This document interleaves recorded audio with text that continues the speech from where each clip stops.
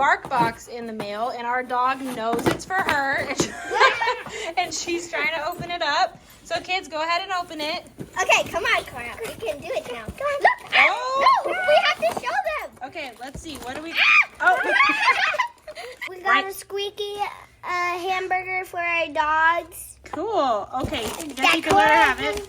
Yeah, I got away from me. We also got these treats. Fruit and baggies treats. Okay, what else? We also have this thing. The lamp, like a lamp. Let's see, what is that? Let me look at it. Oh, it looks like a candle. Yeah, This is, it looks like a candle, and it looks like you can put treats inside of it for your dog to try to figure out how to get them out. That's cool. We also got these Baba soft bakes. treats, and we have Wakey wakey loops. Okay. Here is that one where you can put treats or peanut butter inside. She is very excited.